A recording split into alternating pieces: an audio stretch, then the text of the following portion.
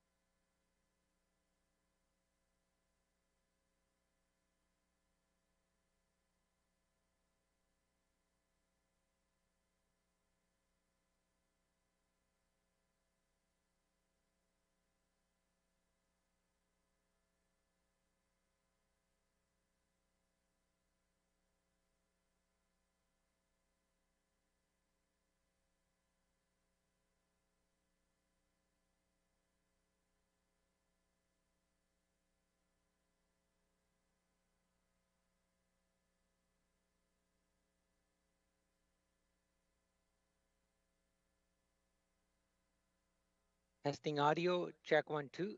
Testing audio. Check one, two.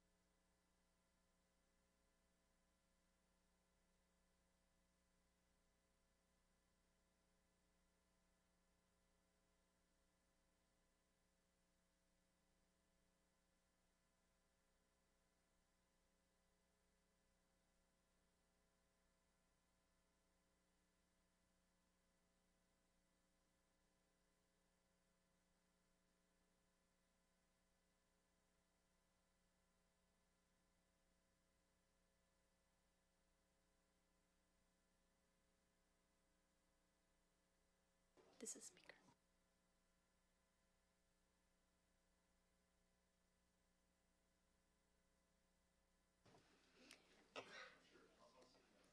Thank you, everyone. As we begin today's meeting, we would like to acknowledge that we are here today, gathering here today on the traditional territories of the Mississaugas of the Credit, Haudenosaunee, and the Wendat Nations who have called this land home since time immemorial. We recognize the Mississaugas of the Credit as original rights holders and the signatories of Treaty 19, the Jayton's Purchase of 1818, and that the agreements made therein are foundational to our nation-to-nation relationship. As a city, we are committed to our ongoing role in reconciliation through meaningful action rooted in truth, justice, and respect. We are grateful to the original caretakers of this land who have ensured we are able to work, play, live in Brampton now and in the future. Good morning and Happy New Year, and welcome to our meeting of Brampton's Committee of Council. All members are present today with the following participating remotely or absent. Madam Clerk, we have Mayor Brown online, or he will be... Through you, Chair, Mayor Brown will be joining us shortly online. Thank you very much. And just to let you know, I am online. Thank you, Mayor Brown. Approval of the agenda. Madam Clerk, do we have any revisions? Through you, Chair, the following items were included in the revised agenda. 7.1, staff update for government relations, the presentation was added. 6.3, delegation was added to the delegation from the Bros Before Lows delegation. Thank you, Madam Clerk. Do any other members wish to add any business? Councilor Medeiros. Items 8.3.2 and item 11.3.1 and accompanying delegations as Mr. Davis has agreed to continue to work with staff on those both items. And so we'd just like it to defer it to a later date. Thank you, Councilor Medeiros. My apologies. Councilor Paleshi was next. Can I get those numbers again that were deleted? Councilor Medeiros. 8.3.2, which is a delegation regarding electronic sign 0 Wilkinson Road, and item 11.3.1, which is the access on 8157 Churchville Road access. Thank you. Madam Chair, I'd like to add a discussion item with respect to tollway zones and signage. Thank you. Thank you, Councilor Paleshi. Our next is Councilor Santos. Thank you, through you, Madam Chair. I'd like to add an item on an update regarding 311 improvements and corresponding operational departments. Thank you. Any other members have any changes that they would like to make? Perfect, thank you. We have a motion moved by Councilor Keenan to approve the agenda. All those in favor? Any opposed?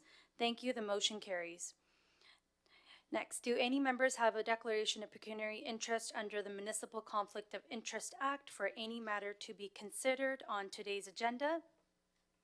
Seeing none, the clerk will so note for the meeting minutes.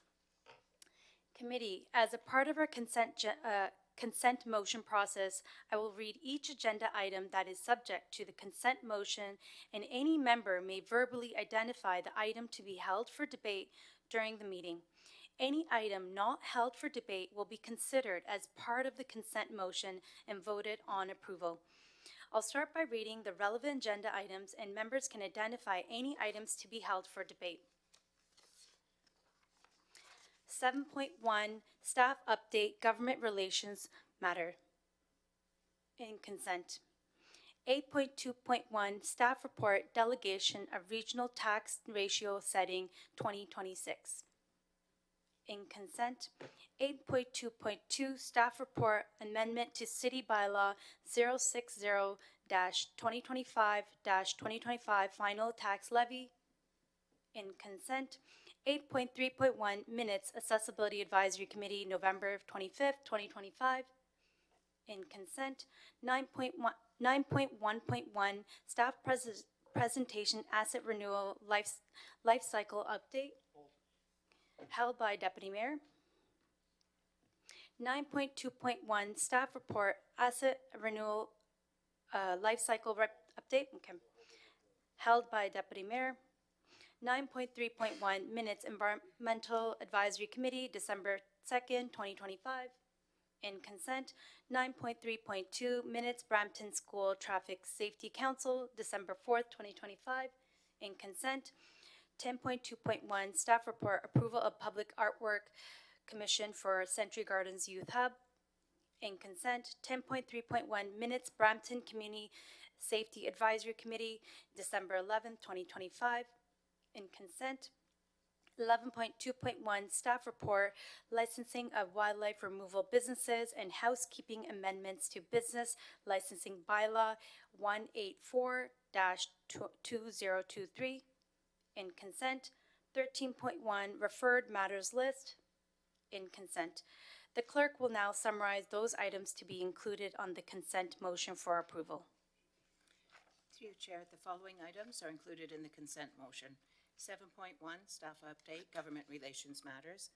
8.2.1, Staff Report, Delegation of Regional Tax Ratio Setting 2026. 8.2.2, Staff Report, Amendment to City Bylaw 60-2025. 8.3.1, Minutes of the Accessibility Advisory Committee. 9.3.1, Minutes, Environmental Advisory Committee. 9.3.2, Minutes, Brampton School Traffic Safety Council. 10.2.1, Staff Report, Approval of Public Artworks Commission. 10.3.1, Minutes, Brampton Community Safety Advisory. 11.2.1, Staff Report, Licensing of Wildlife Removal Businesses and Housekeeping Amendments to the Business Licensing Bylaw. And 13.1, Referred Matters List. Thank you, Madam Clerk. I have a motion moved by Councillor Power to approve the consent motion. All in favor? Any opposed? Thank you. The motion carries. Seeing there's no announcements today, but we do have some public delegations. Next, we have our delegations. Each delegation will have up to 5 minutes, and our first delegation is from J. Paul Massey Singh, CEO, and Vijay Kumar Singh, Manager, Policy and Government Relations from the Brampton Board of Trade. Welcome. You have up to 5 minutes. Good morning. Thank you very much. If I may, I'm presenting on behalf of a number of our members here at the Brampton Board of Trade, and if I may ask through the chair for a little bit of indulgence as it pertains to time, just so I can deliver all the points that we have here today. Also, before I begin, happy birthday, Mr. Deputy Mayor. Thank you, Mayor, members, council, through the chair. Thank you for the opportunity to speak today. This is an extension of a conversation that began yesterday when the Brampton Board of Trade participated in the city's Business Virtual Roundtable on the proposed 2026 budget. That discussion that we had focused on the budget broadly, both in its substance, but also in the process that was used to engage the business community in the dialogue. Today, I wanted to take a little bit of time as part of this deputation to continue that conversation, but specifically moving from that more general commentary into a deeper dive on a couple of specific issues that we believe are priorities and that we feel some focused attention and timely decisions on behalf of council will contribute to an outsized impact on Brampton's economic competitiveness. So on behalf of the Brampton Board of Trade, I want to begin by first acknowledging the strong collaboration that we already have in place with the City of Brampton. We've worked closely with the economic development staff and worked on issues such as tariff and workforce strategy most recently, as well as with the planning department on issues related to transit and housing. That alignment matters, and we very much value it. One of our New Year's resolutions at the Board of Trade for 2026 is to work more intentionally alongside you to combine our efforts and achieve even further as it pertains to our advocacy goals. Our aim is to improve our competitiveness as a city in the face of global uncertainty and economic challenges, and we know you share that priority. Some of the areas that we have identified for opportunities for us to work together in 2026 include advocating even more firmly for a fair share for Brampton, advocating for a predictable immigration policy to ensure we have the skills our community needs for success, and advocating for even more investment to support growth in our city. But the specifics I want to talk about today are about 3 major priorities that relate to our economic development potential. We want to ensure that we remain competitive not just within our US counterparts, but with our neighboring municipalities across the GTA. Firstly, we wish to speak to the importance of prioritizing key transit projects for funding, particularly in a constrained fiscal environment. We understand that the decline in development charges revenues has made it difficult to advance every project at the pace originally envisioned. That reality, however, requires sharper prioritization in our eyes. In particular, we want to highlight the higher order transit on Steeles Avenue and the Queen Rapid Transit preliminary design that have been designated as inactive, as referenced in page 67 of the proposed budget. These projects, in our eyes, are not discretionary. They're foundational to Brampton's long-term growth and the success of business, especially on the east side of the city. They support employment lands, goods movement, workforce access, and future intensification. Delaying them in turn risks compounding congestion, reducing investor confidence, and constraining economic development at precisely the moment that Brampton needs to remain competitive. We recognize that funding these projects may require difficult decisions, whether through reallocation within the capital plan or the strategic use of reserves. Our ask is simple but important, that Council ensures that these projects are not slowed down as they remain clear priorities despite the near-term fiscal pressures. Secondly, the Brampton Board of Trade has been working alongside the city on issues related to GO service for a long time. And in 2025, we saw meaningful momentum on the LRT tunnel. But it's time we supercharge our joint advocacy on two-day all-way GO. We know Metrolinx is bringing us closer to our aspired level of service. However, the current proposed three-track configuration in the CN Halton sub, that is the area roughly between Bramley and Georgetown, is owned by CN and is not future-proof the corridor. These three tracks still require track sharing between freight and passenger rail and lock Brampton into long-term operational constraints. Under current projections, this leaves the corridor with an end state of 30-minute service according to Metrolinx, half of what's received on the Lakeshore line, which benefits communities such as Oakville and Mississauga. Planning now for a four-track future would change that equation. Four tracks would fully separate freight from passenger rail, increase reliability, and create long-term capacity needed for true turn-up-and-go service. As outlined in our transportation white paper, which was shared with the Mayor and Council, it also provides a low-cost alternative to other proposed network expansions like the Missing Link by maximizing existing infrastructure. To be clear, this is not a request to build a fourth track tomorrow. It's a call, however, to allocate the resources necessary to study it now in our current budget and to ensure that station design, the downtown transit hub, and corridor planning do not foreclose that future. We chat frequently with developers who want to build in Brampton, but say that the cost of building and the price points do not make the projects pencil out in this community. That math, however, changes dramatically with four tracks and the intensification it provides. Communities like Oakville are getting these projects that just as easily could have ended up in Brampton. Failing to plan now risks locking Brampton into an underbuilt system just as demand is continuing to grow. And the third item of advocacy concerns Brampton Transit. Brampton Transit has been a genuine success story. As recently as 2024, ridership was up more than 30% above pre-pandemic levels, clear evidence of a strong value for money and compelling case for higher order transit investment. This success is documented once again in our white paper. Council's Q3 forecast shows significant decline in ridership and fare revenue, driven largely by external factors. In response, staff have proposed modest service adjustments, 1 to 5 minutes on certain routes. This is a reasonable and measured approach. We're grateful to see that no significant service reductions and in fact an investment into an expanded bus fleet is projected. That deserves recognition and is a clear indication that even with when economic waters are choppy, transit remains a priority. I know we're at time. I'm just going to ask for just a couple more minutes of indulgence, please. I did ask, through you, the chair. Thank you. Councilors will give maybe 1 more minute. Thank you so much. This is all related pertaining to budget. That's correct. However, it is important to be clear that transit is not just about moving people, it's about enabling the local economy to function. We communicate regularly with employers in logistics, manufacturing, healthcare, and retail. Sorry. My apologies. I hadn't realized the vote hadn't happened. My apologies, sir. Councilor Pelletier? Just waiting for the mic. Thank you, Madam Chair. J. Paul, if you're coming to budget, Yep. then delegate at budget. This is not about budget specific. We did delegate at the budget roundtable yesterday, Councillor. This is some So additional we have priorities that budget we'd like the delegations next council to hear about and We have consider. budget delegations next week. Are you coming to budget to delegate about We may, budget? based on how conversations continue to unfold. Okay, thank you. Thank you. Deputy Mayor Singh? No. Oh, you, okay, we'll just give a minute and Thank then you. we'll I go from appreciate there, that. if council indulges. Appreciate that. What we want to speak to specifically here then is, I'll move from my notes to the point here. We see an opportunity here, and that we believe there's working collaboratively with the business community and transit planners to identify critical employment servicing routes is critical to ensure that we're not only protected but improved. These routes should be designated as having economic development priority, And continue to look at the momentum of investing into transit and looking at alternate ways to support our transit system through moments of economic downturn. Recently, TTC budget decisions demonstrate that large transit systems can close major operating deficits without fare increases or service cuts by using transit reserve funds, accounting adjustments, and non-service related cost efficiencies while maintaining a strong municipal subsidy. What we are asking of Council is to consider directing staff to explore similar tools for Brampton Transit. We already have a dedicated transit fund. This could include an operating stabilization reserve for rainy days, funds designated to manage short-term financial shocks. The TTC used reserves to bridge gaps while longer-term solutions were pursued. Brampton could do the same in a targeted, time-limited way, providing reserves that are built during periods of surplus. We know that there are questions that will arise from this, and we look forward to working alongside city staff with your Thank you, J. Paul. No problem.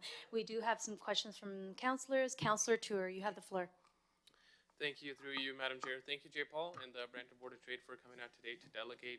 It was a pleasure having you yesterday at the Business Budget Roundtable discussion as well, where transit was brought up numerous times, not just in, when you spoke yesterday at the budget table, but through other employers as well. We all believe that transit not only enables existing employees, but it is also a factor that allows us to attract investment into our city. Connect people to jobs, and we've done that not just in Brampton. We're proud to do that even with neighboring municipalities, connecting people to jobs in Vaughan, in Caledon, in Mississauga. Just a quick, I'll leave the budget discussions aside because we will get into those deliberations next week as we get into budget, and you will come back to delegate there as well. But just questions around, because this got brought up yesterday as well, maybe give it to Transit to answer about the Queen Street BRT. What's happening with the file? Where does the city stand on it? Is it still a high priority for the city to deliver? Thank you, through the chair. I'm going to invite Doug Rieger up. He's our lead on the project, working with Metrolinx. Thank you. Through the chair, so we've been working with Metrolinx on the project for several years.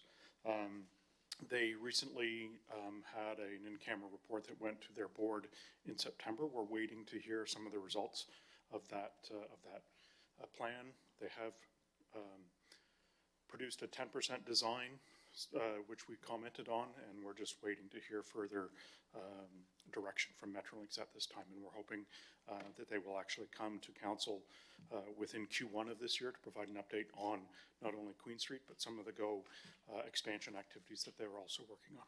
Are we relying on that update for us to progress the work that we're doing at the city? At this time, yes. There is some other budget considerations as part of the 2026 budget as well to help advance the project as well. Okay, thank you. I just wanted to clear the discussion around that as well. And to the remaining points, I know there's other councillors on the board as well, but I hope we can have further discussions on transit levels. We will have the presentation from transit as well, I guess, next week. And that's when we'll get into the transit budget related items. And we look forward to that, and I appreciate that, Councillor. I think some clarity in the budget document itself may have been helpful in this area also to understand that how these mechanisms are going to unfold and what the community can expect as it pertains to these projects. As you point out, sustainable and reliable transit is a major driver for economic success in the community. Absolutely. Yeah. Thank you, Councillor Tour. Councillor Vicente, you have the floor. Thank you very much, Madam Chair. Happy New Year, Jay Paul. Welcome. I won't touch on the BRT issue because Councillor Tour has already raised it, but I think a lot of your delegation, you had us at hello, because our priorities, you share our priorities, and vice versa. And I think what might be of value for all of us here going forward, and to Councillor Tour's point, perhaps I would like to ask staff to touch base with the Brampton Board of Trade perhaps 2 to 3 times a year going forward, because we have a lot of transit-related files that are happening, and it would be important for us all to be informed. We got LRT, we have BRT, we have Downtown Transit Hub, we have Zoom lines being expanded, etc. And so I would ask that staff do that going forward. Also, since you're here, Jay Paul, and I know Councillor Tour and Councillor Santos had a wonderful session with the Brampton business community yesterday. You were present as well. A lot of the focus, of course, in a situation like that is what is the city doing to improve the business community and improve our resiliency, especially in the situation we're facing now with tariffs, et cetera. I thought I'd give you the opportunity to share with us here today what you know that your membership is doing to pivot and deal with the tariffs. Perhaps that might be of value for us here on council to know, if you could share some of what you know. Certainly. Thank you, Councilor Vicente. And to address your first point, I appreciate that you received the comments I made in the spirit in which they were intended. We're looking for collaboration. You know, we look for an environment where we can be open with one another and identify opportunities for improvement. But I appreciate that you saw what we're looking to do here, and that is further engagement with staff and council in support of our joint priorities that we all share in hope for success for the city. So thank you for that direction, and we'll look forward to those types of ongoing supports and communications. As it pertains to the tariff piece, to be frank, it's a little bit of everything. We've had some businesses certainly who have definitely struggled and have seen significant downturns in their business, and the indications we're seeing of that are reductions in staffing. They've seen it in pausing, and this is the most common, pausing in investments in their own infrastructure or equipment or any type of capital expense. In some cases, unfortunately, we've seen some of those businesses in Brampton who share facilities both in Brampton and in the U.S. redeploy some of those capital investments into their U.S. facilities because they know there's a return on investment that they're going to get there that they're not going to get in Canada. Beyond that, we have seen, however, it is worth sharing that we have seen some businesses who have thrived as a result of the tariffs as well. We have a number of businesses, manufacturing logistics, we tend to skew towards B2B type of operations, and thus a lot of our businesses are vulnerable. But we do have some that are B2C, and therefore, Buy Canadian imperatives, particularly at the retail level, have supported a number of our businesses in sectors like food processing, where access to retail that they haven't had in the past has now been created opportunities for some growth, quite frankly. And we have had a couple of businesses, even in sectors like aluminum and steel, which were the most vulnerable in some cases, because of the level of processing done, not just raw material that comes out of Brampton, have found opportunities to be very competitive in the U.S. right now relative to their U.S. counterparts. So it's a little bit of everything right now. I will say this more than anything else, however, and we can definitely dive deeper on individual cases and individual sectors, it's the stability that our businesses have been struggling with the most.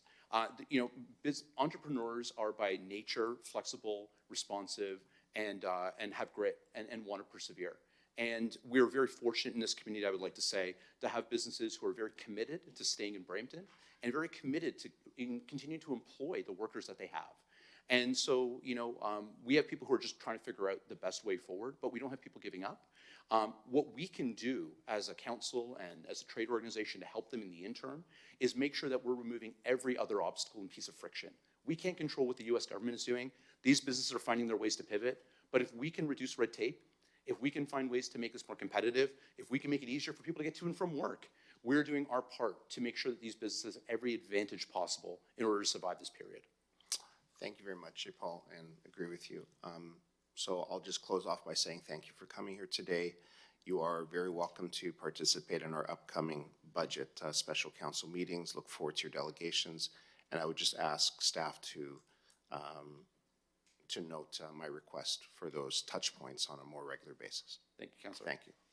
Thank you, Councilor Vicente. So staff will take that as direction. Councilor Santos, you have the floor. Thanks so much through you, Madam Chair. Thanks for coming in to delegate and for another successful budget chat with the business community yesterday. Appreciate your questions that were brought up yesterday as well as today. And so just for clarification, in lead up to the budget, I know that the budget team was in touch with various stakeholders. And I'm assuming that happened throughout the year with folks from Brampton Board of Trade to get your feedback and engagement as well in lead up to the point we got to when we presented it on Friday. Yes, Councilor Santos. We've enjoyed a very open dialogue with the members of the mayor's budget team. They've been excellent and in some cases quite proactive in reaching out to myself and members of the team to set up opportunities for conversation. I think the challenges, that we highlighted yesterday around notification and engagement, I think the budget team did a great job of checking in with us through the year to hear what our priorities are, to give us some directional sense of where the budget was going. Issues like transit rationalization, for instance, were shared with us very, very early on as they understood direction where the budget was going. So we appreciate good dialogue. The comments that we shared yesterday at the roundtable were more so driven, however, by the broad engagement of the overall business community. When we look at the over 100,000 businesses that exist in Brampton, that's where we feel that there's more time is needed from the time that the budget is released to the time that businesses have the opportunity to formally submit feedback to ensure that there's an opportunity to fully absorb, reflect, and quite frankly, dialogue with one another about what that budget means. So we definitely enjoy a privileged position at the Board of Trade. We want to make sure that every business has that same opportunity when the final, not the finals, but with the proposed budget is been drafted. Great, thank you. And I learned as well in terms of the legislation, and then I'll have one final question after this, or recommendation after this, that when the budget is actually, the proposed budget is tabled, the provincial legislation has it that we only have 30 days before we have to pass it. So it's kind of out of our control in terms of the amount of time we have to engage with everyone. Nonetheless, the feedback you're providing is great. And we will look at improving in the next iteration. And there's still tons of opportunities to engage within the next 30 days as well. Very much appreciated, Councillor. And we are encouraging our members to participate in the upcoming engagement sessions that the city is organizing. So hopefully you'll continue to hear from them as well as us. And it is unfortunate. What I'd like to suggest is now that we all have a clear understanding of what the rules are, that in future budgets we can work collectively to plan a little bit better. Just even an extra couple of days of opportunity to study and review would, I think, result in much greater engagement and feedback that the city would benefit from. Great. And then my final suggestion is direction to staff, that given some of the questions related to transit timelines, possible delays, and perhaps lack of clarity in terms of the numbers, because sometimes the numbers don't necessarily reflect the true story of what's happening. I would recommend that we have some sort of one-page summary or briefing to address some of the questions and provide more clarity on some of those timelines or delays that are either caused by external forces or other orders of government. Thank you. Thanks, J. Paul. Thank you very much. Thank you, Councillor Santos, and thank you, J. Paul, for your delegation. We have a motion moved by Councillor Vicente to receive the delegation. All in favor? Any opposed? Thank you. The motion carries. Our next delegation is from Lufumi Boyd, President and CEO, and Ibrahim Haruna, Executive Vice President from the Nigeria Trade and Investment Center, Canada. Welcome. You have up to 5 minutes.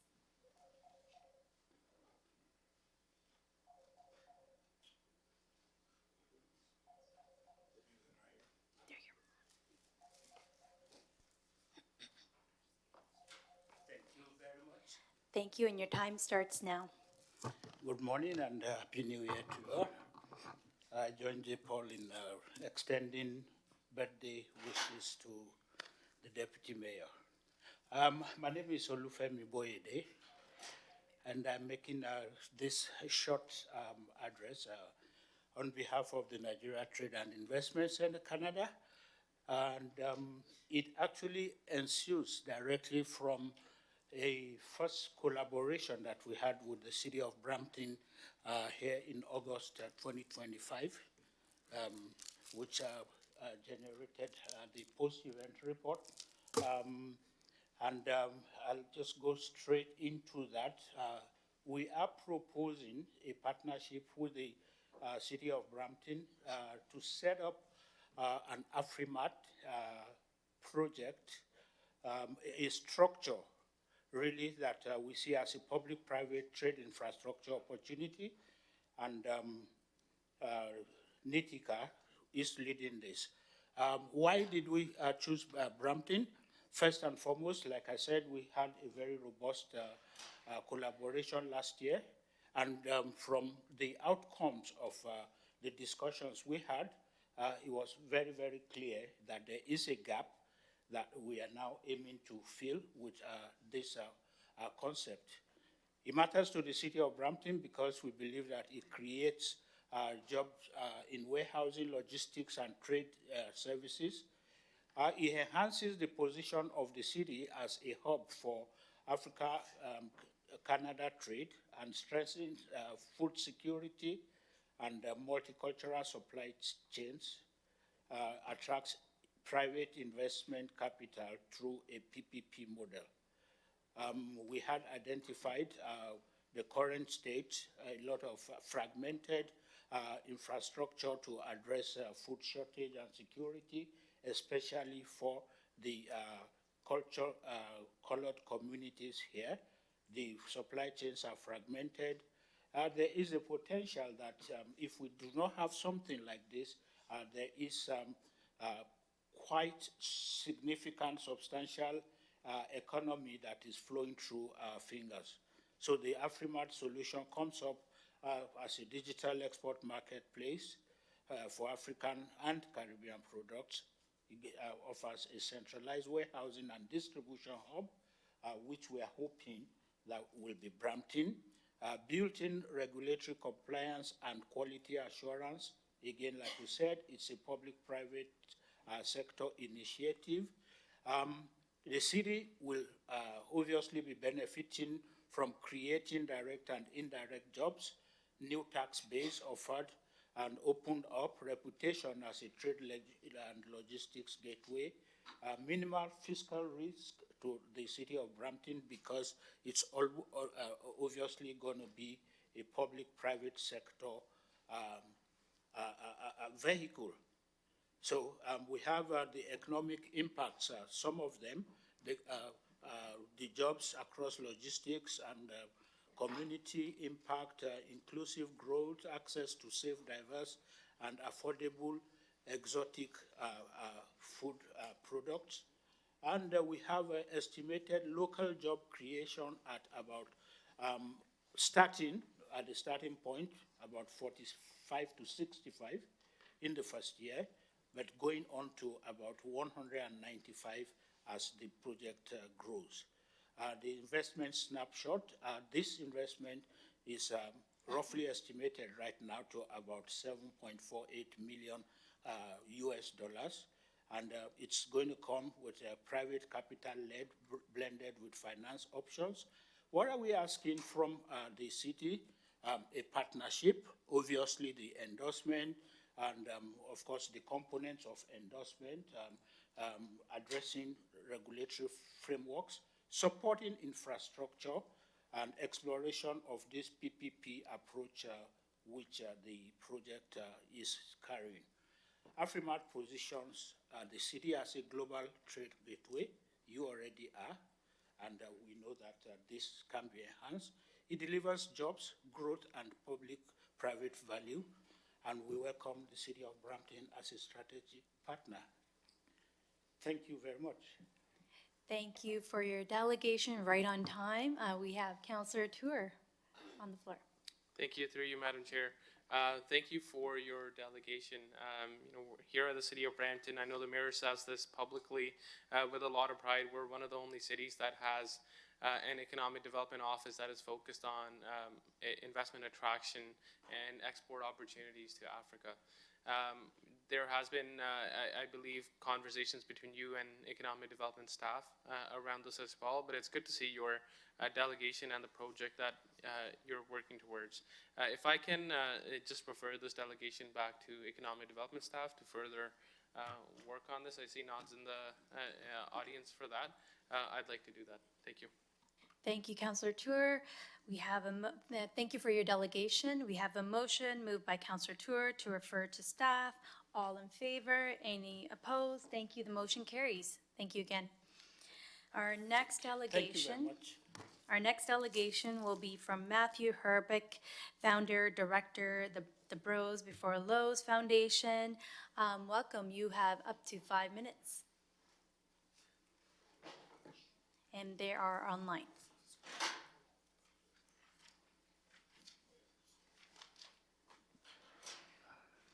I'm trying to unmute myself. Here we are. Okay. We can hear you.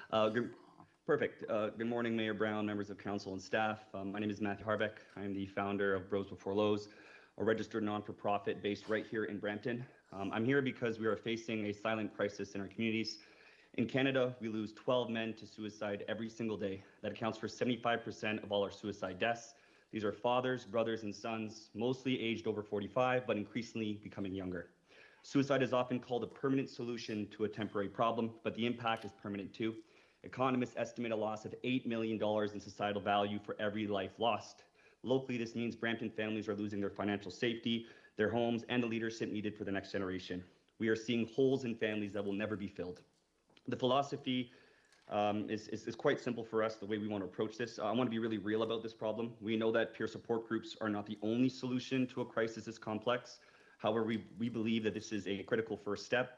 Our philosophy is simple, as I said, talking saves lives. The more we talk about suicide, the sooner we can put a safety plan in place. By normalizing the conversation, we intercept suicidal ideation before it becomes action.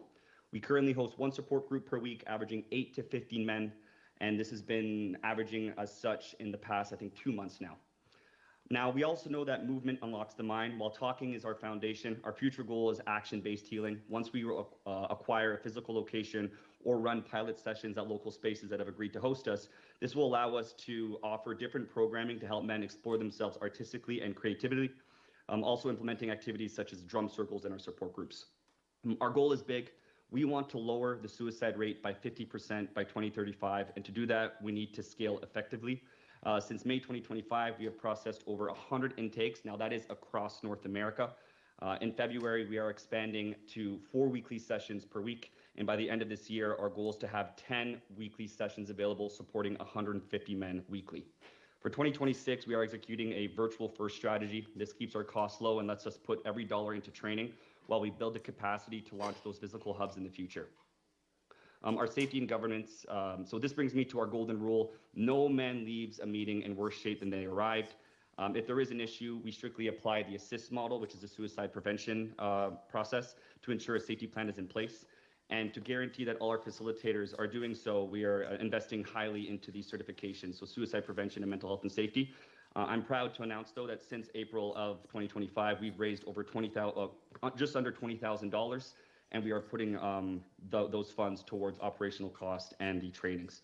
We've also partnered up with a company called Heads Up Guys. It's a non-for-profit based out of Vancouver, and they're allowing us to use their facilitator training through our website directly. So in the coming weeks, we're going to have a free facilitator training right on our website.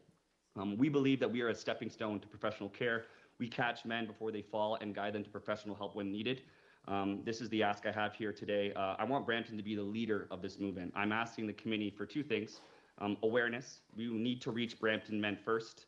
As I mentioned, we have over 100, just under 100 people that have done our intake form, but this is across North America. I really want to see us become more prominent locally. So we're hoping that maybe the city be willing to use social media channels, billboards, to ensure that men 19 and above are aware of our free, confidential virtual support groups. Another thing we're looking for is potential partnerships with the community. We'd love to be included in potential events. One in particular that I'm aware of, and I'm hoping that in the coming months we can apply to be a part of it. But I know, Mayor, you host golf tournaments on a yearly basis. We'd love to be included in 2026 golf tournament if possible.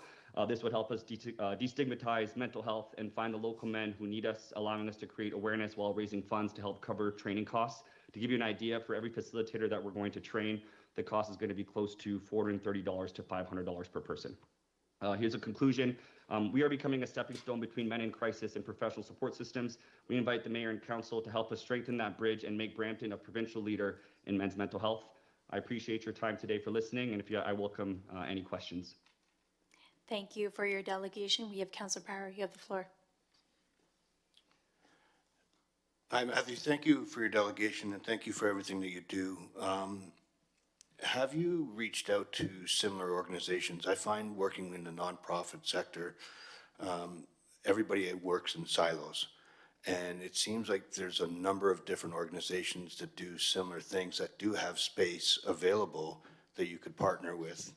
And I'd be happy to share that with you offline if you'd like. I really appreciate that, Councillor. I do believe collaboration is very important. So I am currently working directly with Capillary Wave, which is a charity organization based out of Burlington.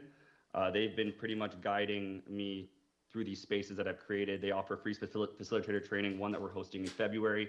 I'm also looking to partner with different therapy clinics. One in particular based out of Scarborough is starting a men's support group in the coming weeks. So our plan is to add that support group to our calendar to make sure that when men within our community are looking for support, we have different options and flexibility. So if you do have any recommendations for other organizations that hold virtual spaces or in-person spaces, I would love to know their information, and I'd be happy to get in contact with them.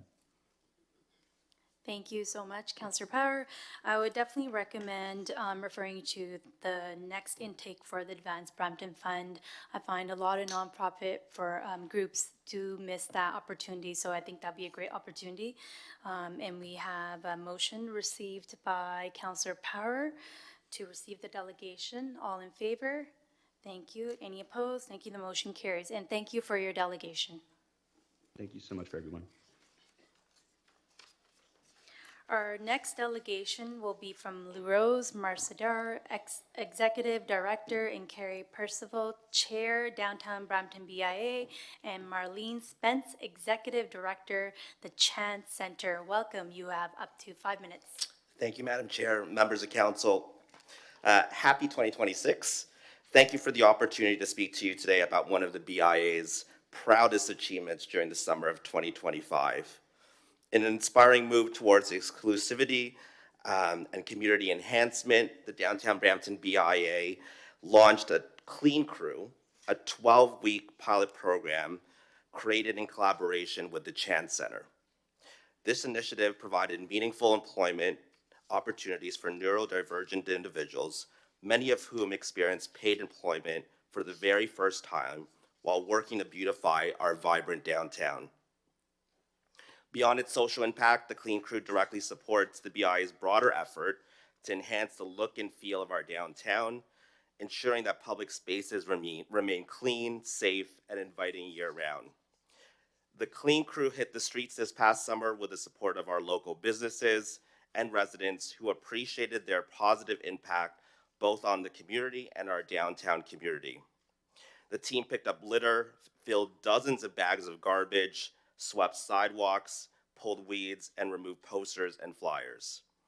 We look forward to this innovative partnership program to returning and expanding again this year. I want to take a moment on behalf of the Downtown BIA Board, including our board chair, Carrie Percival, who unfortunately is not able to join us today. We wanted to thank the members of the Clean Crew for their work and have presented them certificates of recognition for their service to our downtown. So we wanted to just take a moment to thank Justin, Julia, Caleb, Manjeet, Vivek, Asia, Alec, Vanessa, Monik, Garneth, Tanner, and their job coach, Mark Christie.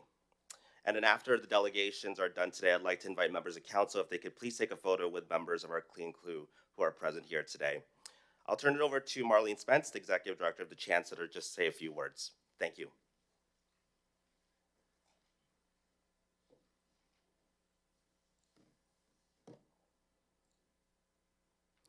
Good morning. Happy New Year's. Thank you, Mayor and members of council. And on behalf of the Chance Center and our participants, I want to sincerely thank all of you and the Downtown Brampton BIA for this recognition and for believing in inclusive employment. The Clean Crew pilot wasn't just about keeping our downtown clean. It was about giving people a real chance. For many of our participants, this was their very first job and an important stepping stone towards confidence, skills, and future development.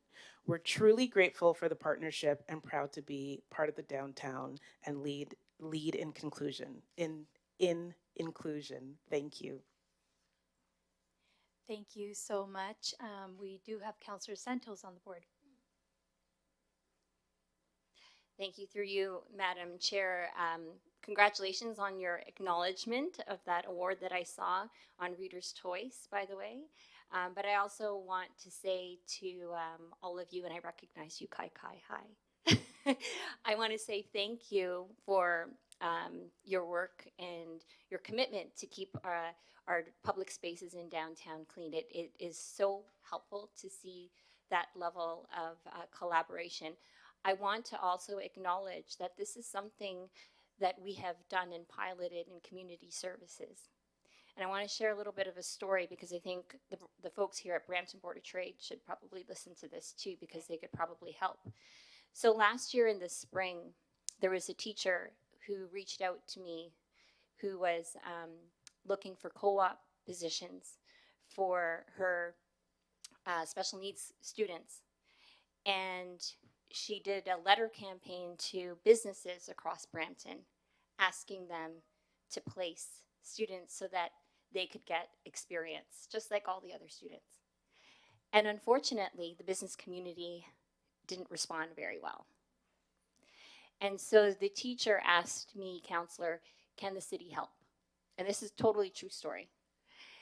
And in our update meeting, community services, Councillor Brar and I asked the commissioner and the Parks and Recreation team whether or not we could find opportunities in the city of Brampton to place co-op students who are looking for this work experience. And guess what they did? They did it. And they were called, I believe, Commissioner, it was Park Stewart. Through the chair, Park Heroes. Park Heroes. And the students got their co-op positions in a month and a half, and they started their jobs in May. And I got to tell you that this was not just an incredible experience for them, just as it was an incredible experience for all of you to get the work experience. It was an incredible experience for our staff to be able to have the opportunity to give an opportunity for those who perhaps didn't get it from the business community. And so I want to say thank you for carrying that on in your organization in downtown, BIA for supporting it. I know we're looking to do it again in community services, and I would ask Brampton Board of Trade to please help in educating the business community to bring on some of those opportunities so that this can ricochet into the business community as well. Thank you very much. I'm happy to receive the delegation. Thank you, Councillor Santos. Councillor Vicente, you have the floor. Thank you very much, Madam Chair, and in the absence of the Chair of the BIA, Carrie, on behalf of Councillor Keenan and I, who represent on behalf of Council on the BIA, I want to express my gratitude to you, Marlene, and your troop for doing such wonderful work and for giving an opportunity to young people who need that opportunity so much. And thank you, LaRose, for leading in this. It truly was inspiring to watch. Thank you. Thank you, Councillor Vicente. Just want to say thank you again for coming here to delegate, but also showcasing the great work that is done in the city of Brampton. And we'll definitely be having a photo op if council members can come up and we can do a picture. Thank you.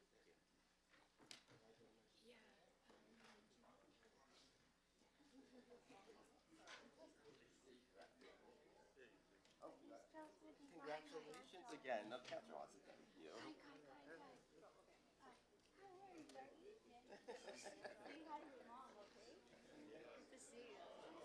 Nice to meet you.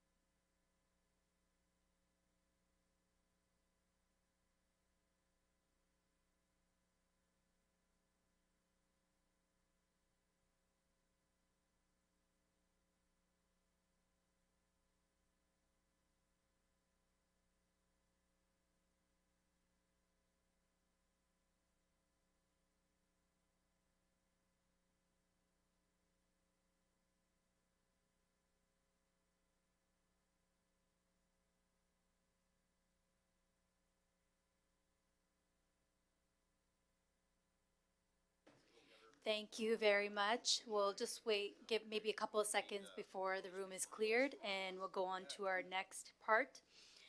So seeing that delegation 6.5, 6.6 were removed, we'll go on to our government relations matters. That was also put in consent. Our next is our corporate services section, seeing there is one item that was a discussion item by Councillor Santos, 8.3.3 regarding 311. Councillor Santos, you have the floor.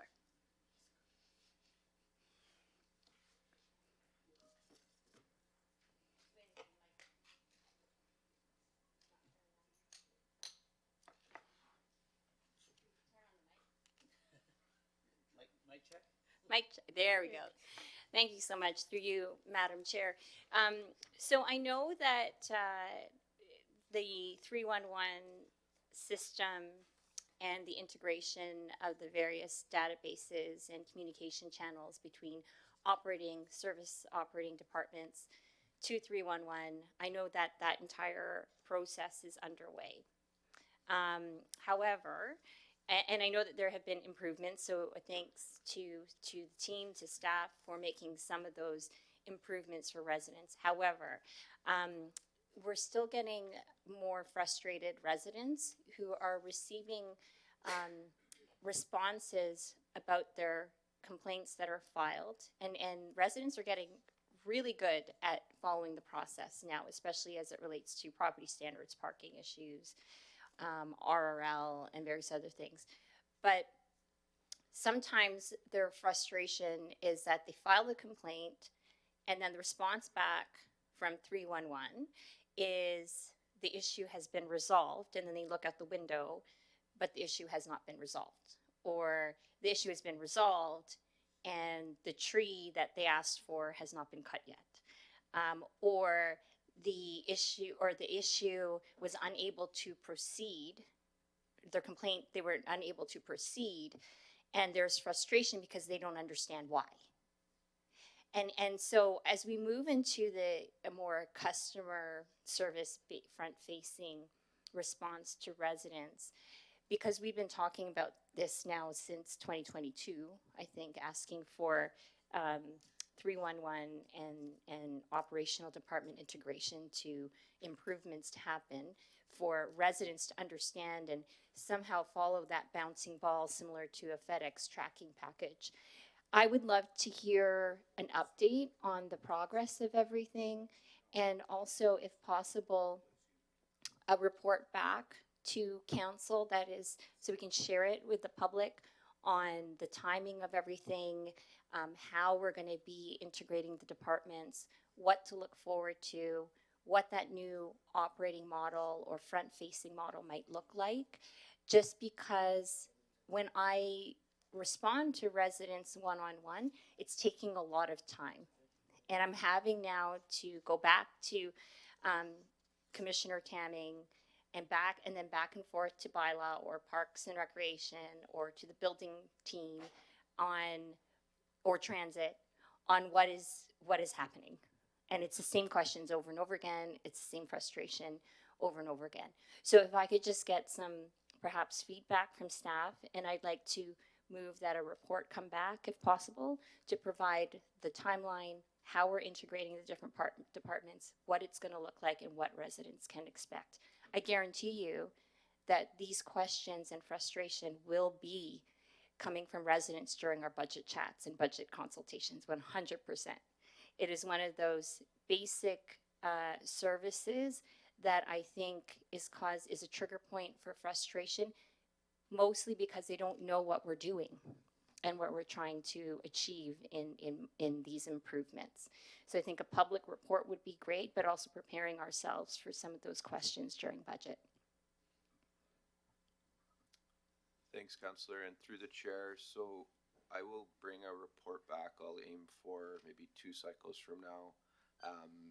A lot of it's ready to provide. And then just snapshot. So as council knows, and for the public, in October, we announced the 311 modernization and Brampton Transit Call Center modernization process.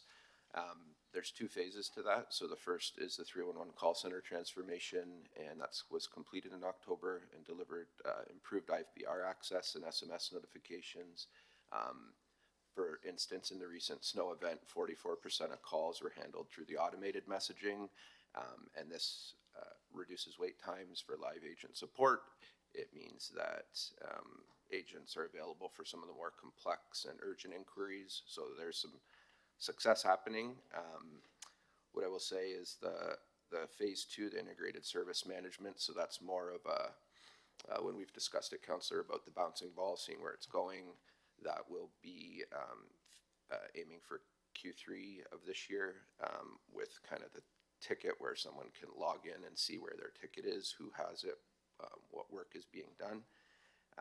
And so I'll bring the report back. What I would just mention too, just on, and I think it's important for the public to know too, the responses, we work with the operating departments to determine what that wording is. I've worked with a number of counselors on particular wording for particular things of issues they're seeing in their wards, and we can tailor that. What I do know is that 311's not picking the answer, so the operating departments are going out, and it very well may be the case that while the resident may not believe it or see it, maybe there's not the evidence necessary for something, or maybe there's maybe they're moving something, or the garbage gets emptied, so it's overflowing when they go.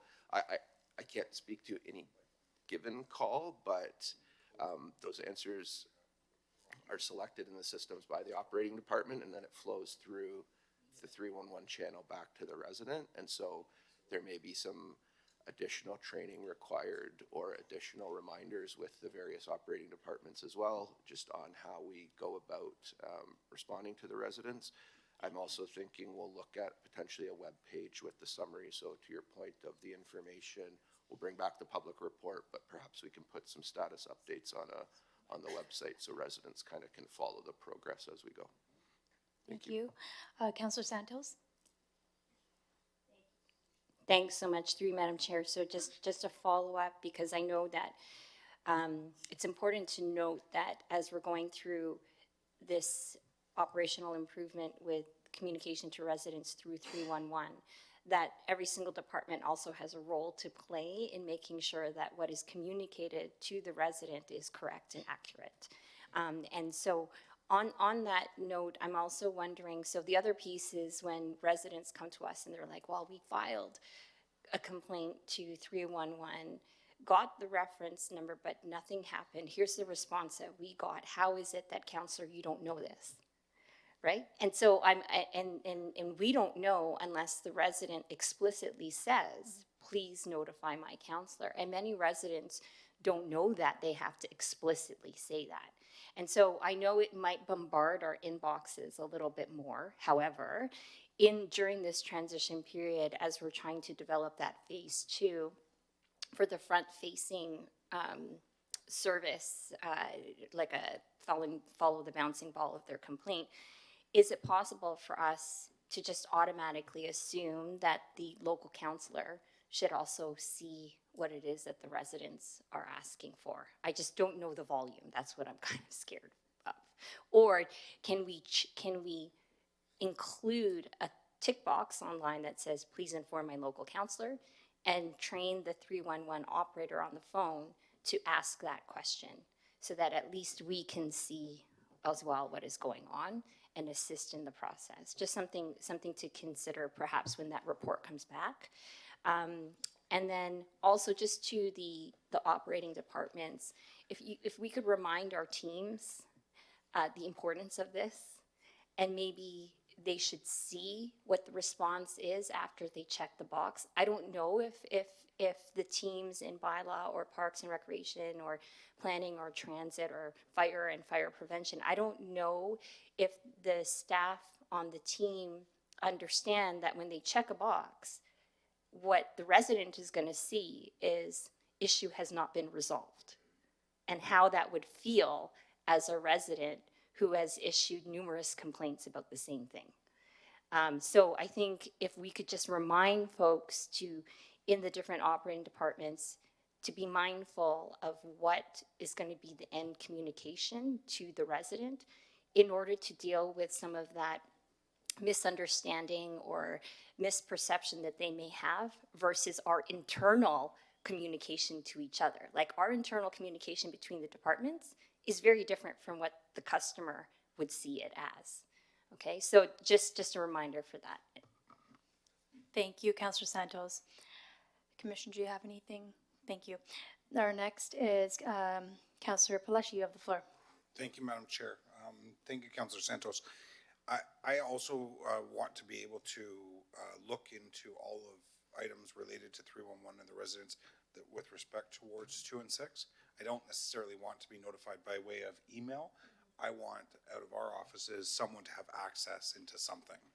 And I think if I could summarize this term in terms of any issues that I've had in town halls or anything like that, everybody has something to do with a complaint towards 311. And every town hall we talk about it, every conversation that I have now that I'm phoning people back, it's something to do with it. And I'm not saying it's 311, but it's that discussion. And I know there's a lot of moving parts. And I know, Jason, you're trying to work on, you and your team are trying to work on changes to 311. Really look forward to seeing those changes come soon. Just want to be able to, though, one, council moved a motion to say that we could send issues to 311 by way of residents without the resident having to do all of the sign-in sheets and the pages of that. That hasn't trickled down yet. We're still getting pushback from 311 that pushing the residents to do it themselves. So if we can make sure that that's been changed, and then as per Councillor Santos's comments around us knowing, kind of what's out there before the resident calls us to say, these are some issues. Can we have that access? And I don't know how that would work by way of maybe even if it is an email, maybe setting up a separate email then. That way the inbox of our staff aren't getting completely cluttered. We can go in there and we can see, I can designate one individual from our office or something to that effect. Jason. Thank you, through the chair. So are you looking for this now or through the I think what's happening in the Q2 piece would be able to facilitate what both of you are asking for, to see a dashboard, see what's late, on track, and to some degree, some of the information on the calls. I think we might need to I'd have to talk to the privacy team just in terms of opt-in, opt-out, and what that looks like for the resident if they want to convey that information. But so I'd have to have that conversation. But I think there's some degree of information that can be provided, and we can include it in the report. I don't have it off the top right now. Or are you looking for it currently in the current system? I question the privacy piece of it, just because when it comes to council, we're still, abiding by all of the privacy rules. We have to do the exact same when we send it to staff. We have to get their permission, and I think, and we want to keep that way. But 311, I think that they should be without following. I don't think they have to abide by any of the privacy rules. Sending it to us, or sending it to one particular department it's like an email address to the councillor board pairings. Yeah, so I guess I'm referencing less of the ones that come into your office where you guys do it on behalf of. I think that's a particular type of request, but any requests coming into 311, they're not necessarily saying, copy my councillor, let them know. They might just want something fixed, right? And so I just have to have that conversation, and it can include the follow-up in the report. Yeah, I wonder if it's as easy as giving us access into something, as opposed to reaching out to 311, providing them with the COBE number, and then getting that information back and trying to follow everything, right? Because then there's probably correspondence to departments, I find that there's actual conversations that they've had with officers, and then that we may know of, and 311 doesn't. So it's trying to bring everything together. Got it. For us to do the best job we can for the residents. Thanks, Jason. Okay. Sounds good. Thank you, Madam Chair. Thank you, Councillor Pelletier. Councillor Keenan, you have the floor. Thank you, Madam Chair, and through you. So agree with everything that Councillor Santos and Councillor Pelletier are saying, and I look forward to that report coming. And Jason, what I'm gonna ask at the end of this is for an actual date to put in here, so the clerks have a date. It's chosen by you and not really by us, to make sure that that can come in. But I want to touch on a few things. You know, we had, Councilor Medeiros and I had a town hall that had a 311 component. Our residents met with 311 and changes were made actively in, you know, some of the applications that our residents were using, and extremely great feedback from that. So I can only assume as once this process goes that we will get it where we need to be. So I do want to give kudos to 311 for my residents on what they've done already. When looking at, you know, the frustrations that we get from residents on a closed file, just saying it's been resolved. I think it's an explanation. How was it resolved? And I'll give an example over the break. Is we had a vehicle parked on the lawn. It's a picture sent to me, and I reached out to bylaw, and they got it back saying it was dealt with, followed by more pictures of the same vehicle the next day. What I received was a photo that the vehicle wasn't there when the officer was there. Had my residents received that photo, I doubt I would have got any more calls. So it's just that piece. And again, bylaw went on a continuous loop, and I received 3 photos of the vehicle not being there at the times that we were going. So I think it's that communication piece that may be, and I don't know if we're allowed to send the photo or not, or an explanation that just says, hey, we went, resolved, you know, further steps taken. But just to say it's closed, I don't think is good enough for the residents. I think if they had an explanation that they could understand, I think that would be the best case, because staff are doing it, 311 are doing it. They're not seeing the results, but it's because of what? The vehicle not being there. That right there. Or it was done and the garbage was told to be removed, or they're working on it, or it's ongoing. I think a little bit more of an explanation takes away a lot more of these issues. So those are my comments. Coming back to you, Jason, for the date that you want to bring this report back. So I'll aim for, I'll give you February 18th back to committee and then to council. I think through the chair too, just a few comments on, so I'd have to talk to privacy and bylaw when their officers gather information. I don't know if that's evidentiary and can be kind of conveyed out just in a 311 response back to the resident. I get the point and ask, and it makes sense to me, but I just don't know what the parameters are on that. And I agree. So maybe a photo's not it. Maybe it's simply vehicle not there, or action taken, closed action taken, or closed due to no vehicle present. I think I'm not saying it has to be a photo, but it definitely has to be an explanation, I believe. Right, okay. And one thing I'll just mention, hearing a series of feedback, so I think before we get too far into the next phase, I think I'll set up meetings with your offices to get feedback on what you want to see in the final product, just to ensure that we kind of integrate what we can as we go. Perfect. Thank you. Thank you, Madam Chair. Thank you, Councillor Keenan. So we have a motion moved by Councillor Santos that staff be requested to report with a status update on 311 system and integration improvements to include project timeline and planned departmental integration actions, along with investigation with respect to the potential for ward councillors to have notification of 311 complaints and resolution details, and confirmation of system change for council members to have ability to initiate 311 actions via their office on behalf of residents. Such report be brought back forward by February 18, 2026 Committee of Council meeting. Councillor Santos, does that sound about right? Thank you, Madam Chair. It's a really long sentence, but yes. Perfect. Thank you, Councillor Santos. We have a motion moved by Councillor Santos. All in favor? Any opposed? Thank you. The motion carries. Our next is counselor question period. In this section, seeing no questions, we'll move on to public question period. Madam Clerk, are there any questions online or in person? Through your chair, there are no questions online specific to this section. There are? No. Oh, perfect, thank you. Now we'll move on to our Public Works and Engineering section, which will be chaired by Councilor Vicente. Or, Councilor Vicente, do you want me? Okay, I will continue on from there.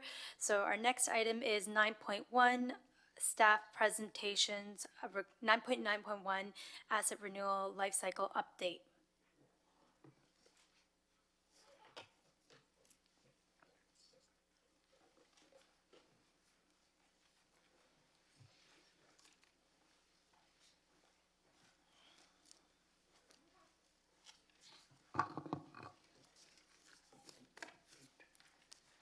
Through the chair, good morning. Good morning, Mayor Brown and councillors. My name is Sunil Sharma. I am joined by my colleagues Shane Loftus and Dwayne Chatham from Fire Services. Next slide, please. As you recall, councillors, in the September 20 last year, staff was asked to report back on the renewal cycle and processes used for roads and fleet assets. Today's presentation is going to include the renewal cycle process and used by city staff for keeping the city assets in a good condition for use. Next slide, please. The road rehabilitation process includes 5 major steps. The first, initial payment evaluation, which includes a preliminary list is prepared based on the existing database. The second step is modeling and analysis, in which the collected data is analyzed and screened to calculate the payment condition index for each road. The third step is inspection decision-making process, in which the sites are inspected and coordination with the stakeholders to minimize the disruption. And the last 2 steps is to finalize the list of roads in consultation with local area councillors and available budget. Next slide, please. The minimum threshold used by City of Brampton for different kinds of classified roads ranges from 6.7 to 6.2, which aligns with the PCI threshold used by surrounding municipalities. Minimum maintenance standards are used for sidewalks as well as for all road bicycle paths, and curbs are replaced when a section of a curb is damaged by more than 65%. Next slide, please. This slide shows the current condition of the assets, road network assets owned by the City of Brampton, and it demonstrates that majority of the road assets, roadworks in the city, ranges from fair to very good condition. City staff is targeting resources on the assets which are poor to very poor condition. Next slide. This slide shows the payment, how a typical payment deteriorates over a period of time. The average payment can stay in good condition, in fair to good condition for 20 to 25 years. As you can see on the graph, the average PCI used by the City of Brampton in the 2025 Road 7 project, it was 5.7. The life of the payment can be increased by regular payment programs. However, if they're delayed, it may cost more for road reconstruction. Next slide, please. Going forward, the city staff will work on collaborating with stakeholders as well as continue meeting with the local area councillors for feedback. Our road resurfacing program will be improved by leveraging AI proof of concept pilot in 26-27. Finally, the city will pilot risk-based replacement approaches to optimize life cycle decisions. Thank you, and with that, I'll give it to Shane to continue the presentation. Thank you, Sunil. My name is Shane Loftus, Director for Road Maintenance Operations and Fleet, and I'll be discussing the asset life cycle for fleet vehicles and equipment. This slide just demonstrates at a high level the process in which staff follow while replacing fleet assets. First, staff will review all the assets to determine which require replacement. This is a multi-step process, which I'll discuss later. Once a final list of vehicles or equipment has been determined, staff will create the specifications for replacing the equipment, and those specs will be forwarded to our purchasing department, where tenders will be issued and contracts awarded. Lastly, when the vehicles or equipment are delivered to the city, they'll be commissioned And once the asset is ready, it will be entered into our asset management software and delivered to the end user group. Next slide, please. This slide details the decision tree or process matrix that staff follow in determining which vehicles meet the criteria for replacement. If a vehicle is beyond its recommended life cycle age, staff will then conduct a physical condition assessment to determine if it requires replacement. If there is a current fleet asset that is considered to be underutilized, it will be transferred to the new user group rather than purchase a new vehicle. Staff will also assess the cost of replacement versus the cost of repair. And when doing this, staff look at the estimated cost of repairs over the coming 24 months, the remaining wholesale value of the vehicle, and the cost to purchase a new asset. Lastly, staff will rank these assets recommended for replacement based on need, condition, and cost, and make a determination as to what can be procured within the approved budget envelope. Once this determination is made, staff would move to step 2 of the previously discussed process map. Next slide. This slide provides a glimpse of the current status of the fleet assets as taken from the most current SOLI report. As you can see, 62% of the current fleet are considered to be in fair to very good condition. Next slide. This graph shows both the escalating operating maintenance costs for a fleet asset over time. The red line on the left shows the optimal age at which to replace a light-duty asset on average. It is after this point that you can see an upwards inflection of operating maintenance costs. The red line on the right shows the current age of vehicles before replacement, currently sitting at approximately 11 to 12 years. By deferring capital replacements, we experience higher annual maintenance costs within the operating budget, but save on capital expenditures. Staff will continue to optimize the fleet replacement by balancing the annual operating maintenance costs against the capital costs of replacement to ensure fiscal responsibility.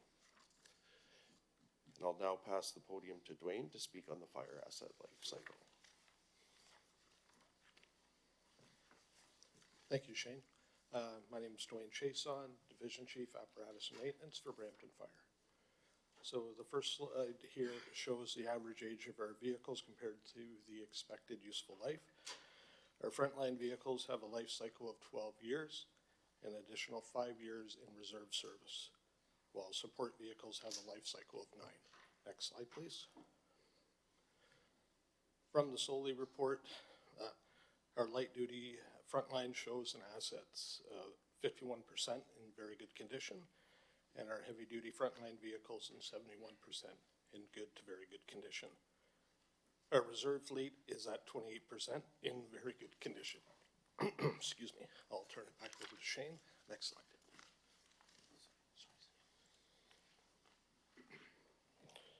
To conclude, the road assets are largely considered to be in fair to very good condition. Capital Works staff will continue to focus their efforts on replacing assets within the poor to very poor classification, and staff will look to leverage AI tools to improve data collection. These insights will align with the upcoming 2026 asset management plan. Fleet assets continue to be efficiently managed beyond their recommended life cycle age, and staff will continue to balance the operating and capital expenditures. As well, fire assets continue to be managed effectively with fiscal responsibility.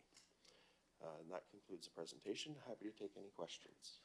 Thank you for the presentation. We do have a couple of councillors with some questions. Councillor Santos, you have the floor. Thanks so much to you, Madam Chair.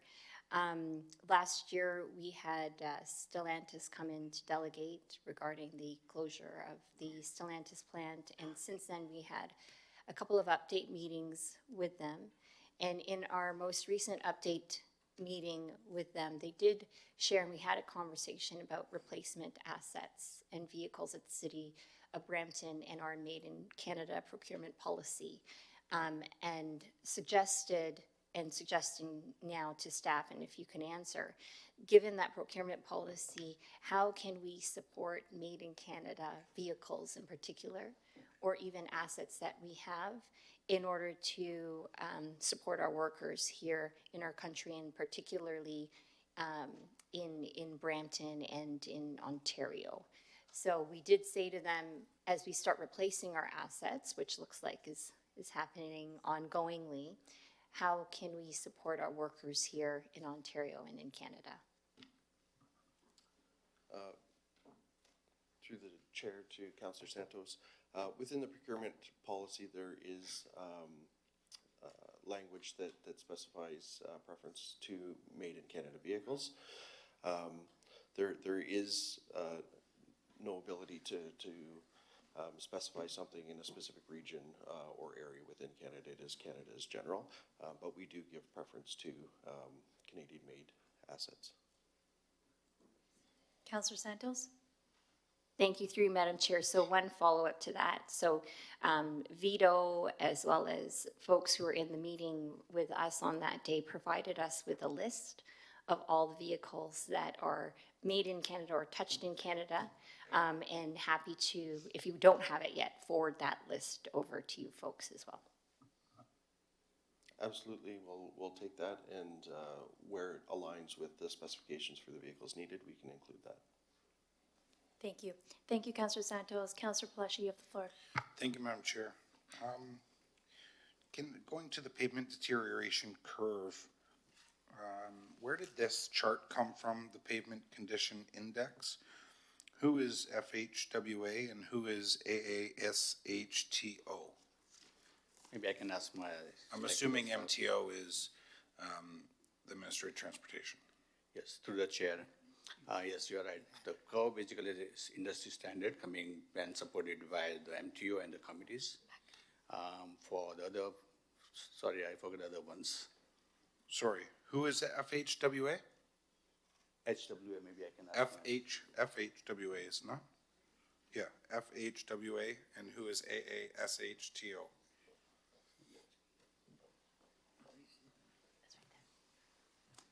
FHWA is the Federal Highway Agency, and the A is called AASHTO. It's the American Society for Highway and Transportation Council. Who public offices? It's federal. Who makes up that federal association or agency? These are the United States based, but it's has the research papers, and the Ministry of Transportation also follows these universal standards in establishing their guidelines. Are they across all of U.S. or are they in like the northern states, the southern states, mid, or they're right it's across? all through the U.S. It's all across the U.S. Yes. Both of those two agencies. Yes. Okay. And then where did this chart come from? Where's the pavement condition index come from? The pavement condition index is a measure that has been established as a guideline for the pavement deterioration. And this is established through several researches.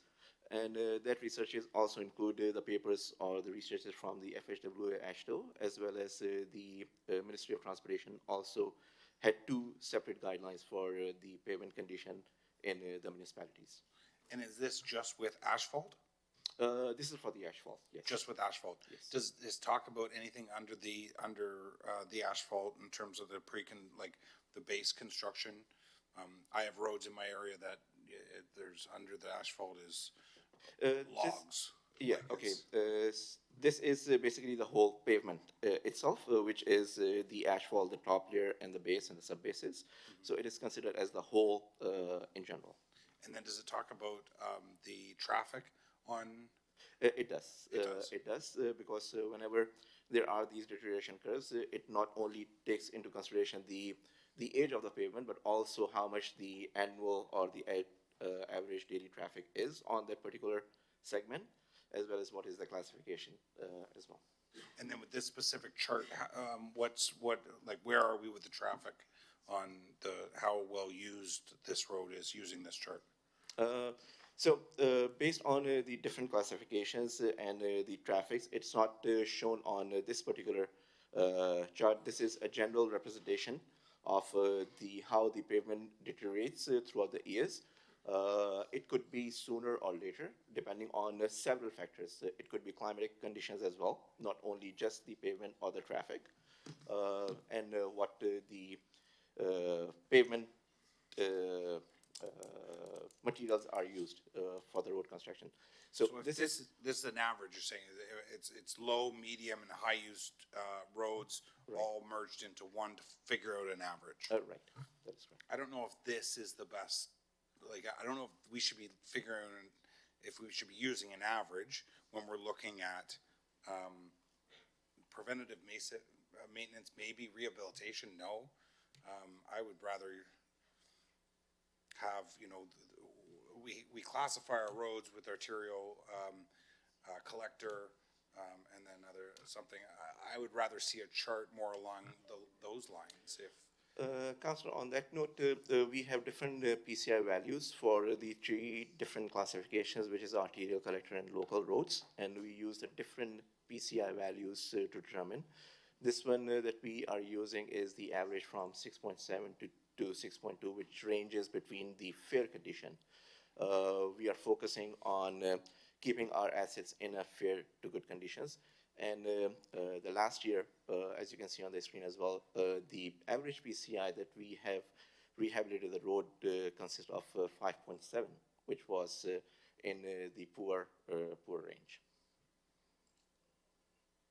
I don't know how 5.7 in the poor range, but I'd like to see on which particular road and what's the traffic like on that road. Like, for example, Huron-Ontario, a well-used road, but more so in certain sections. And you look at, is it Vauden? South of Vauden, that plaza on the southeast corner, coming out of that plaza, because it's a huge incline, all the cars coming out of the plaza hit the road, and now there's massive potholes, right? That's what's causing those potholes. So does that then advance the deterioration of the life cycle of that road, or is it caught within,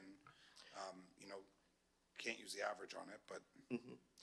In those circumstances, it could be a possibility that it is deteriorating at a faster rate, but we look at the whole sections as well as we look where these improvements are required. Not necessarily just for a smaller segment, we rehabilitate the whole road. We look into these segments as well where it's needed, but if there are more incidences or occurrences, then it is opt for the rehabilitation.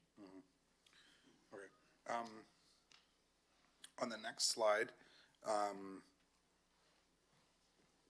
so appreciate, the collaboration and coordination, continuing to meet with council. I had asked that any roads that are coming up in the area that we represent, I want to know prior to, because I want to go out and look at them kind of myself. I'm not speaking for all members of council.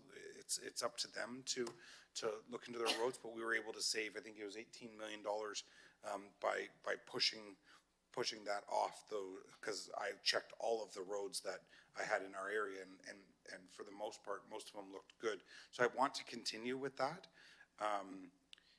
but I in no way am asking you to, unless councilors want that specifically.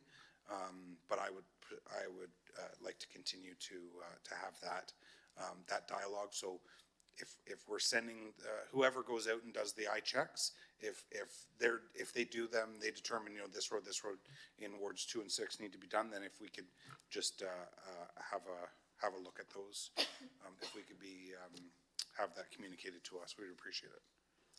Thank you. Through the chair, that's a good comment, Councillor Palashi. Moving forward, 2026 program, that's exactly what we are planning to do.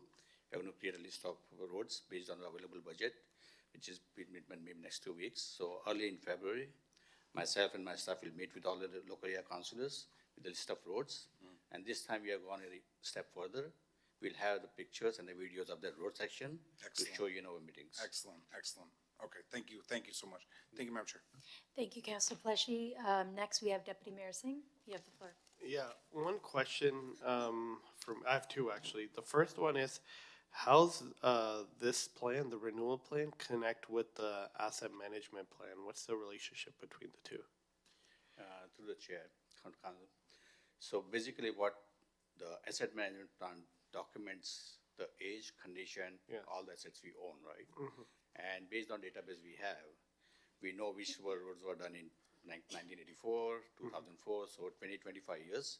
At least we have a glance at the first road. That's what the first initial evaluation of the road goes, right? So using our database. We look at the shortlist roads around 60 or 70 roads a year. Then we go and verify the modeling and analysis. Yeah. And the site verification. So out of 60, maybe 20 roads will qualify. But asset management is a tool which tells you the basic information on existing condition of our assets, age and condition.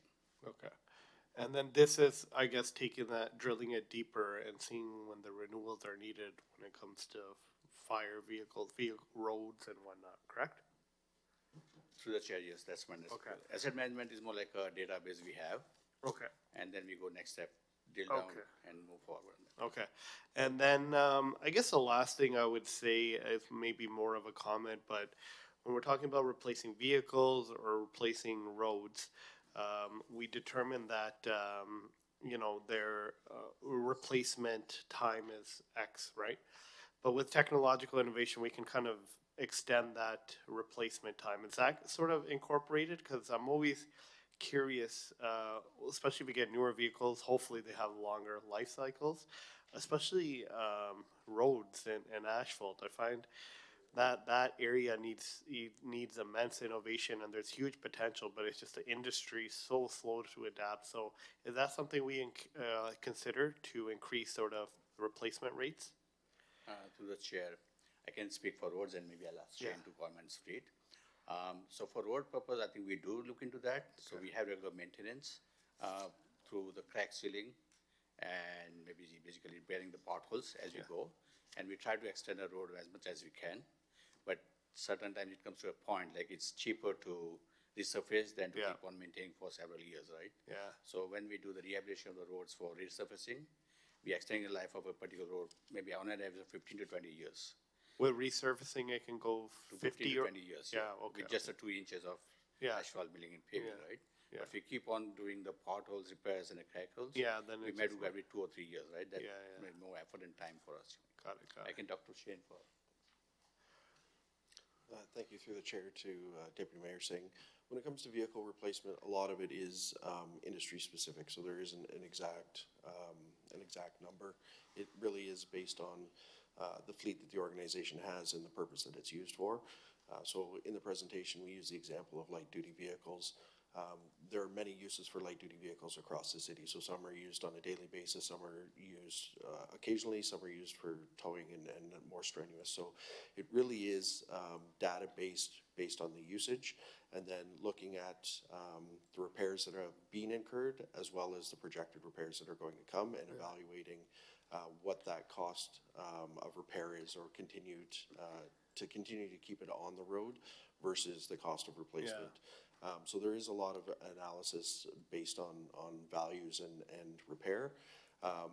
When it comes to emerging technologies or newer vehicles, I think although we would like to see newer vehicles being more technologically advanced and having prolonged life cycles, I think some of the technologies that we've seen have been problematic because they're emerging and are causing more frequent repairs.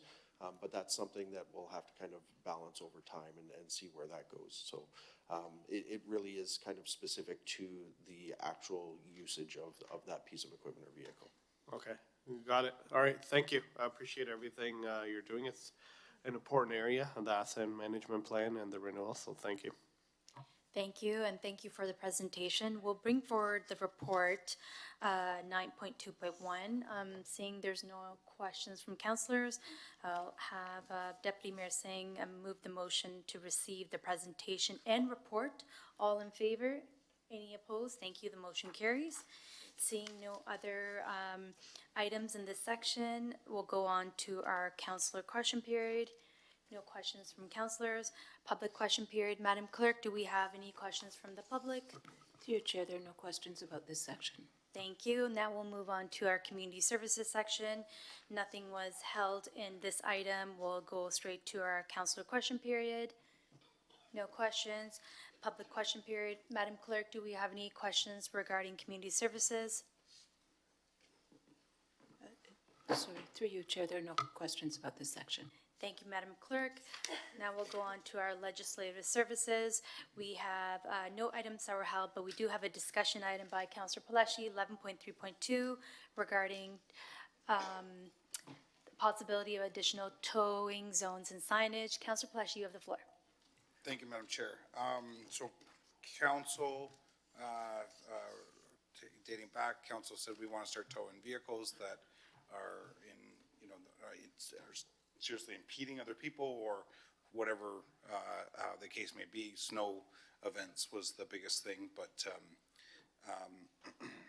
it's come to my attention that when I'm getting residents asking for specific areas for these to be tollway zones, staff won't put up signs because of they seem to think that it conflicts the messaging or it makes people confused or something like that. So I just want to move a motion that staff install tollway signs in zones in problem areas identified by area councilors that currently prohibit parking. So that'll come to the residents' complaints come to council, and it's not like these one-offs, like councilors deal with these parking issues, concerns, and there'll be COBE numbers to back it up and all of this. And so instead of having those no parking signs, and it's typically, I don't know about anybody else, but typically with us, it's around a bend, there's no parking, and people are parking there. And so those should be tollway zones because essentially it's huge safety concern just trying to make it around that bend or see what's coming up and stuff like that. So want to move that motion to make it very clear to staff that we can put up tollway zone signage in areas that are identified by members of council that currently prohibit parking. Thank you. Thank you, Councillor Palacio. Do staff want to comment?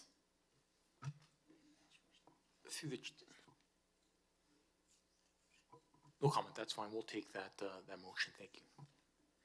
Perfect, thank you.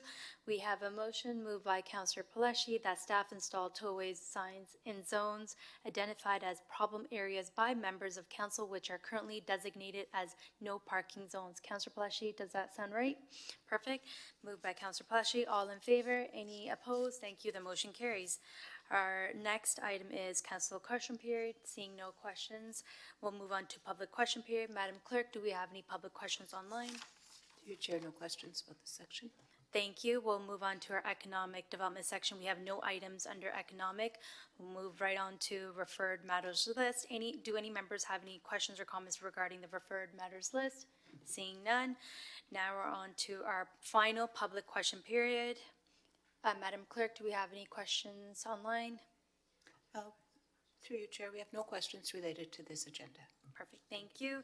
No, there's no closed session, and we'll move on to our adjournment. A reminder, special council budget for budget deliberations Monday, January 19th at 10 a.m. And our committee is next scheduled to meet on Wednesday, January 28th, 2026 at 9:30 a.m. I have a motion moved by Councillor Santos. All in favor? Any opposed? Thank you. The motion carries. And thank you. The meeting is adjourned. Have a great day.